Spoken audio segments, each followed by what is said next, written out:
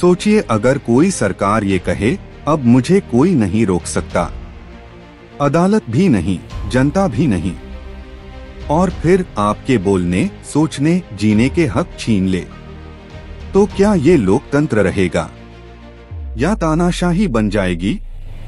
Emergency के बाद कुछ ऐसा ही हुआ था, लेकिन एक केस आया जिसने लोकतंत्र को फिर से खड़ा कर दिया।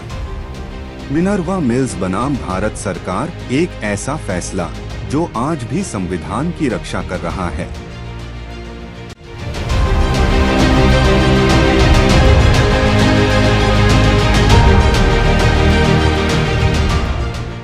कागज पर ये मामला एक कपड़ा मिल का था, लेकिन असल में ये था हमारे संविधान की आत्मा पर।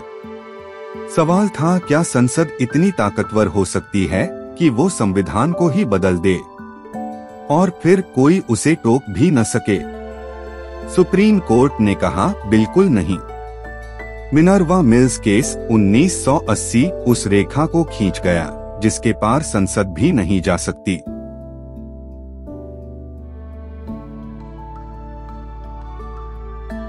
भारतीय नागरिक हैं और हम में से किसी को कभी न वो काम करना है, कभी न वो शब्द बोलने हैं, न कभी वो विचार भी करना नहीं है जिससे भारत माता का सिर झुक सकता है। हमारे ऊपर एक जबरदस्त जिम्मेदारी है, अपने लिए नहीं लेकिन आते हुए लोगों के लिए। भारत कोई 5 साल, 10 साल, 100 साल जीने का देश नहीं है, हजारों साल जीवित रहा है और हजारों साल और इसको जीवित रहना है। इसके लिए आज हमको अगर तत्काल में त्याग करना है, भविष्य के लिए, उस त्याग के लिए, उस सेवा के लिए मैं आपको पुकार देती हूँ और मुझे पूरा विश्वास है कि इसमें हम और आप, कुछ भी हमारी विचारधारा हो, राजनीतिक मतभेद हो या दूसरे मतभेद हो, एक होके हम भारत के सैनिक बने। 25 जून 1975 देश सोया हुआ था, लेकिन इमरजेंसी जाग चुकी थी। सरकार के पास अब अब्सोल्यूट पावर थी। लोग बिना ट्रायल जेल में, प्रेस चुप और नागरिकों के मौलिक अधिकार सस्पेंड। कुछ इमरजेंसी फैक्ट जैसा कि 1.5 लाख से ज्यादा गिरफ्तारियां, press censorship, fundamental rights suspend. फिर आया 42वां अमेंडमेंट, संविधान में एक ऐसा बदलाव जिसने संसद को सर्वशक्तिमान बना दिया। अब वो कुछ भी बदल सकती थी और अदालतें कुछ नहीं कर सकती थीं। संविधान में क्या बदला गया था? आर्टिकल 368(4)(5) संसद की असीमित शक्ति। आर्टिकल 31C अमेंडेड, सरकार की नीतियों को मौलिक अधिकारों से ऊपर रखा गया।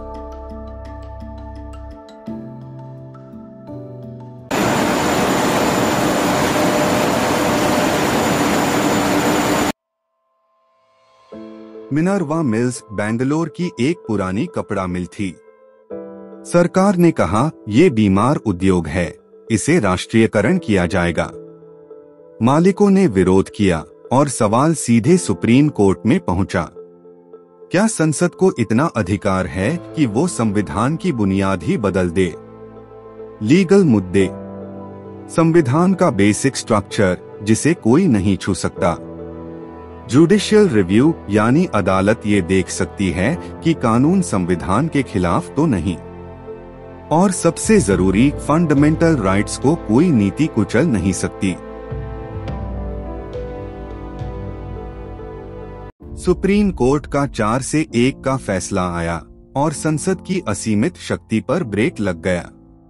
चीफ जस्टिस YV चंद्रचूड़ बोले, आर्टिकल 14, 19, 21 ये तीनों भारत की आजादी के स्तंभ हैं।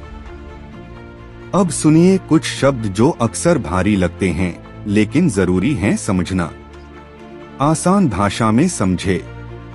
बेसिक स्ट्रक्चर, संविधान की वो नींव जो कभी नहीं बदली जा सकती। जुडिशियल रिव्यू, अदालत सरकार के कानूनों की जांच कर सकती है। डायरेक्टिव प्रिंसिपल्स, सरकार के लिए सलाह पर कोर्ट में लागू नहीं करा सकते। फंडामेंटल राइट्स आपके जन्म से मिले हक, इन्हें छीनना असंवैधानिक है। हम अकेले नहीं हैं, पूरी दुनिया ने सीखा है कि कुछ चीजें संविधान में अनटचेबल होनी चाहिए, जैसे कि जर्मनी ह्यूमन डिग्निटी और फेडरलिज्म अडिग, ब्राजील सिविल राइट्स पर कोई संशोधन नहीं, Romania Morocco democracy, liberty, religion सब कॉन्स्टिट्यूशनली प्रोटेक्टेड। आज जब सरकार NRC, CAA या फार्म लॉज जैसे बड़े फैसले लेती है, कोर्ट ये देखती है कि कहीं ये संविधान के मूल ढांचे को तो नहीं तोड़ते। मिनर्वा मिल्स केस ने जो लाइन खींची थी, वो आज भी लोकतंत्र की रक्षा कर रही है।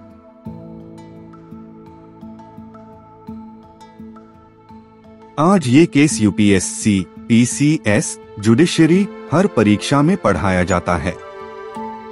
अगर आप मानते हैं कि संविधान सर्वोच्च है, तो कमेंट में लिखिए संविधान सर्वोच्च है और वीडियो शेयर कीजिए, क्योंकि लोकतंत्र कोई गिफ्ट नहीं, उसे बचाना पड़ता है।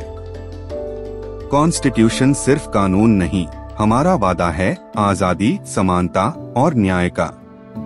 और मिनर्वा मिल्स केस उस वादे की रक्षा करता है।